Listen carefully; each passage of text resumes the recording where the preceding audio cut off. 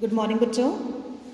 Class +1 organic chemistry जो हम लोगों ने बच्चे स्टार्ट किया हुआ है अपना, उसके पहले मैंने आपको नॉमेनक्लेचर करवा दी हुई है कि किस तरह से हम लोग एक ऑर्गेनिक कंपाउंड को नेम करते हैं और कौन कौन से उनके फंक्शनल ग्रुप्स होते हैं, उसके बारे में आपको बताया गया है। ठीक है, नेमिंग आप लोगों ने अच्छे से कर लेनी है और फंक्शनल ग्रुप्स भी आप लोगों ने अच्छे से याद करने हैं। ऑर्गेनिक केमिस्ट्री में हमारा जो अगला टॉपिक है वो है आपका टाइप्स ऑफ ऑर्गेनिक रिएक्शंस की, कितनी तरह की आपकी ऑर्गेनिक रिएक्शंस होती हैं। ठीक है, उसके बारे में हम देखेंगे कि कितनी तरह की आपकी ऑर्गेनिक रिएक्शंस हैं। जैसे फर्स्ट है आपका, पहली जो है आपकी सब्स्टिट्यूशन रिएक्शन है। फर्स्ट आ जाएगी आपकी सब्स्टिट्यूशन रिएक्शन। ठीक है, सब्स्टिट्यूट करना मीन्स कि किसी भी चीज़ को ऐड करना, इट मीन्स वो कहलाती है आपकी सब्स्टिट्यूशन रिएक्शन। सब्स्टिट्यूशन रिएक्शंस जो है वो आगे 3 तरह की हैं आपकी। It is of 3 types. जो पहली आ जाएगी आपकी वो है आपकी फ्री रेडिकल सब्स्टिट्यूशन रिएक्शन। ठीक है, ये आपकी पहली है जो आपकी है फ्री रेडिकल सब्स्टिट्यूशन रिएक्शन। ये वाली जो आपकी रिएक्शंस हैं ये तब होती हैं जब हमारे पास कोई भी फ्री रेडिकल के इंटरमीडिएट्स प्रेजेंट होते हैं। ठीक है, अब फ्री रेडिकल के इंटरमीडिएट्स जैसे आपके पास CH4 यानी कि आपके पास मीथेन है, मैंने इसको क्लोरीन के साथ रिएक्ट करवाया in the presence of light. ठीक है, तो ये फॉर्म करेगा CH3Cl और HCl। फिर से जो आपका प्रोडक्ट बना है उसमें फिर से आप Cl2 ऐड करोगे तो CH2Cl2 बन जाएगा। फिर से जो प्रोडक्ट बनेगा उसमें फिर से आप Cl2 ऐड करोगे तो वो CHCl3 बनाएगा। फिर से अगर उसमें ऐड करोगे तो वो क्या बनाएगा आपका CCl4। तो ये जो है ना आपकी फ्री रेडिकल है, यानी कि हम उसमें जो भी आपका प्रोडक्ट फॉर्म हो रहा है उसको हम लोग एज अ रिएक्टेंट यूज़ करके फिर से उसका प्रोडक्ट फॉर्म कर सकते हैं। तो इस तरह की रिएक्शंस जो है वो क्या कहलाती हैं? Free radical substitution reactions. ठीक है, नेक्स्ट इसमें आएगा आपका इलेक्ट्रोफिलिक सब्स्टिट्यूशन रिएक्शन।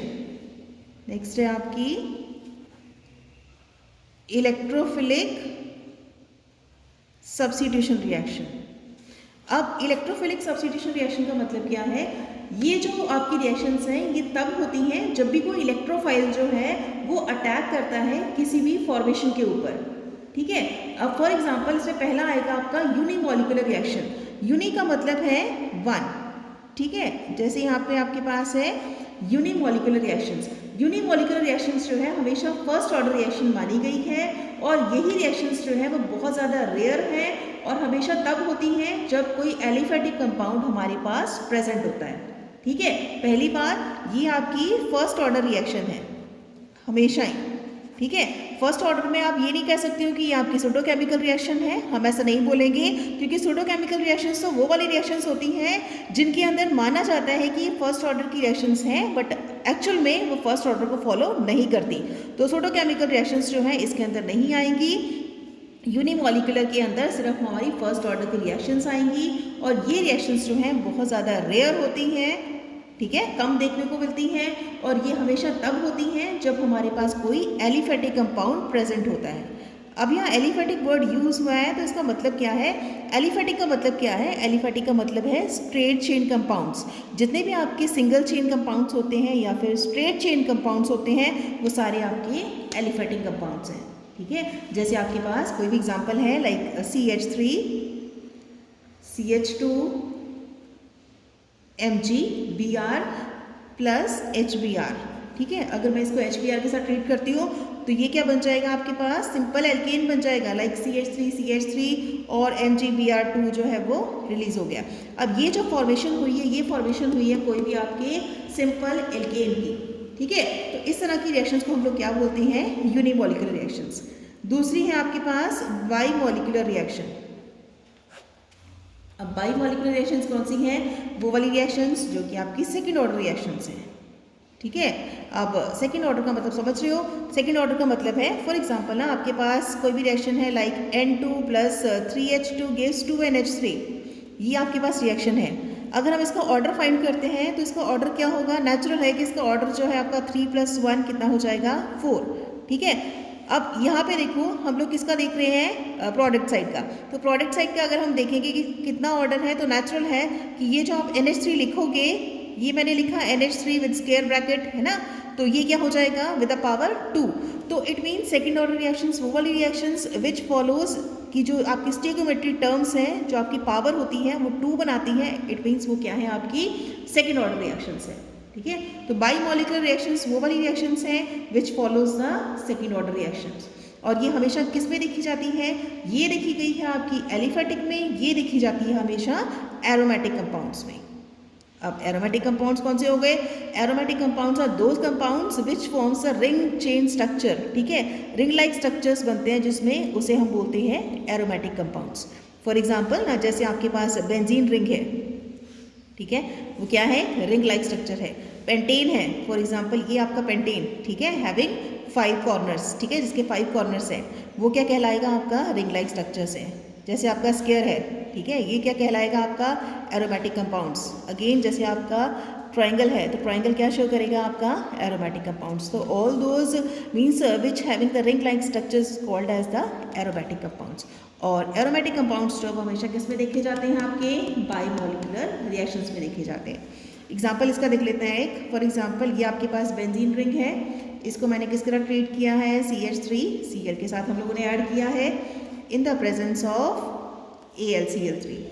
क्या बन जाएगा, ये बन जाएगा टोलिन। टोलिन का मतलब है ये CH3 ग्रुप जो है वो कहाँ आ जाएगा, बेंजीन रिंग के अपर पोजीशन यानी कि स्टार्टिंग में, और HCl जो है रिलीज हो जाएगा। अब ये जो फॉर्मेशन हुई है वो हुई है आपकी एरोमेटिक रिंग की फॉर्मेशन, जिसका नाम है आपका टोलिन। ठीक है, तो इस तरह की रिएक्शंस जो कि किसमें देखी गई हैं, एरोमेटिक कंपाउंड्स में देखी जाती हैं, वो कहलाती हैं आपकी बाईमॉलिक्यूलर रिएक्शंस। ठीक है, तो इलेक्ट्रोफिलिक की आपकी 2, पहली आपकी यूनिमॉलिक्यूलर, दूसरी है आपकी बाईमॉलिक्यूलर रिएक्शंस। अगली देख लेते हैं, अगली आपकी न्यूक्लियोफिलिक सब्स्टिट्यूशन रिएक्शन। अगली है न्यूक्लियोफिलिक सब्स्टिट्यूशन रिएक्शन। ठीक है, अब यहाँ जो न्यूक्लियोफिलिक सब्स्टिट्यूशन रिएक्शन है उसका मतलब क्या है, एक ऐसी रिएक्शंस जहाँ पे बहुत ज़्यादा स्ट्रॉन्ग न्यूक्लियोफाइल जो है वो डिस्प्लेस कर देता है वीकर न्यूक्लियोफाइल को। ठीक है, समझ रहे हो, न्यूक्लियोफिलिक का मतलब क्या है, ऐसी रिएक्शंस जहाँ पे एक स्ट्रॉन्ग न्यूक्लियोफाइल जो होगा, कोई भी आपके पास स्ट्रॉन्ग न्यूक्लियोफाइल है, ठीक है, वो हमेशा किसको डिस्प्लेस करेगा, जो वीक होगा। ठीक है, तो ऐसी रिएक्शंस जहाँ पे strong nucleophile displaces the weaker nucleophile, ठीक है, और एटम या फिर ग्रुप जिसके अंदर भी ये सब कुछ हो रहा है, ठीक है, in which the bonding pair takes place, जिसके अंदर भी बॉन्डिंग बन रही है, कोई इलेक्ट्रॉन्स छोड़ रहा है, कोई इलेक्ट्रॉन्स ले रहा है, ठीक है, वो सारे क्या आ जाएंगे आपके इस न्यूक्लियोफाइल के अंदर। एग्जाम्पल देखते हैं इसका, जैसे आपके पास एग्जाम्पल है RX का, ये R और ये X, R मीन्स कोई भी alkyl group, X means some of the halogen. ठीक है, अब R जो है क्योंकि एल्काइल है तो मैंने इसे दिया है पार्शियल पॉजिटिव साइन, हेलोजन है it means it gains the partial negative sign. Nucleophile को हम लोगों ने ऐड कर दिया, यानी कि nucleophile always takes the negative position. Nucleophile negative होता है, इलेक्ट्रोफाइल पॉजिटिव होता है। ठीक है, तो ये है आपका न्यूक्लियोफाइल। अब क्या करेंगे, ये क्या आपका क्या है, सबस्ट्रेट, ये चीज़ क्या है आपकी सबस्ट्रेट, और ये है आपका न्यूक्लियोफाइल। अब रिएक्शन कैसे होगा, ये न्यूक्लियोफाइल जो है वो किसके साथ अटैच हो जाएगा, इस R के साथ। ठीक है, क्योंकि ये है आपका पार्शियल पॉजिटिव, ये चीज़ है नेगेटिव, तो नेचुरली जो न्यूक्लियोफाइल है वो कहाँ अट्रैक्ट होगा, R की तरफ। तो जो फॉर्मेशन है वो क्या हो जाएगी, R आपका वैसे ही रहेगा, R अटैच हो गया है NU के साथ, और X नेगेटिव जो है वो रिलीज हो गया है। जो चीज़ रिलीज हुई है इट मीन्स वो कहलाएगी आपकी लिविंग ग्रुप, तो ये हो जाएगा आपका लिविंग ग्रुप। ठीक है, तो जितना अच्छा लिविंग ग्रुप होगा उतनी ही रिएक्शंस जो है वो फास्ट होगी। समझ आइए, तो ये है आपकी एक यूनिमॉलिक्यूलर और एक बाईमॉलिक्यूलर, दोनों के बीच में आपने डिफ्रेंशिएट कर लेना है। डिफरेंस आपकी बुक में दिया हुआ है, आप लोगों ने उसको लर्न कर लेना है। ठीक है, अगली बात करते हैं, हम लोग देखते हैं एडिशन रिएक्शंस की। अगली रिएक्शन है एडिशन रिएक्शन। एडिशन रिएक्शन का मतलब क्या है, हम लोग ऐसी रिएक्शंस जिसमें हमने कोई भी चीज़ ऐड करनी है, कोई भी चीज़ का मतलब जैसे आपके पास ये है आपका एल्कीन, ठीक है, CH2 double bond CH2 ethene है। ठीक है, CH2 डबल बॉन्ड CH2 में हम लोगों ने ऐड करना है Br2 को, तो हम लोग इसमें ऐड करेंगे Br2 को। ऐड कर दिया है in the presence of CCl4 carbon tetrachloride add किया गया है यहाँ पे, तो Br CH2 Br। ठीक है, अब दोनों साइड्स पे जो Br2 थे वो एक साइड पे और दूसरी साइड पे अटैच हो गए। ठीक है। तो इस तरह के रिएक्शंस जो हैं वो क्या कहलाती हैं, आपकी सब्स्टिट्यूशन के अंदर ही आपकी क्या है, एडिशन रिएक्शन है। ठीक है। नेक्स्ट आएगी आपकी एलिमिनेशन रिएक्शन।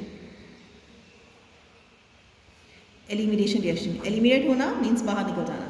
ठीक है। सो ये जो है ये जस्ट इसका ऑपोजिट है, इसमें हम लोगों ने ऐड किया है, इसमें हम लोग उस चीज़ को निकाल देंगे। ठीक है। तो just opposite of addition reactions, इसमें चीज़ जो है वो कोई भी एटम्स या आपका ग्रुप ऑफ एटम्स जो है वो लॉस्ट हो जाते हैं। ठीक है। फॉर एग्जांपल जैसे आपके पास डबल या फिर triple bond like CH3 CH2 OH। ठीक है। ये आपका होगा इथेन, ये हो गया आपका alcohol, it means ethyl alcohol, और you can call it as ethanol. ठीक है। इसको हमने करना है कंसनट्रेटेड सल्फ्यूरिक एसिड के साथ, हमने इसे ट्रीट किया। ठीक है। तो क्या फॉर्म हो जाएगा, it form CH2 bond CH2 और H2O रिलीज हो जाएगा। ठीक है। तो अब यहाँ से क्या बन गया आपका, यानी कि ये थे आपके पास सिंगल बॉन्ड और ये बन गया आपके पास डबल बॉन्ड, लेकिन सिंगल बॉन्ड में भी हमारे पास फंक्शनल ग्रुप ऐड था। ठीक है। और उस फंक्शनल ग्रुप को हमने क्या रिलीज किया है, एज अ वाटर। तो इसमें क्या फॉर्मेशन हुई है, डबल बॉन्ड की फॉर्मेशन हुई है in the case of elimination reactions. ठीक है। नेक्स्ट हम देखते हैं रीअरेंजमेंट्स। अगला है आपका रीअरेंजमेंट।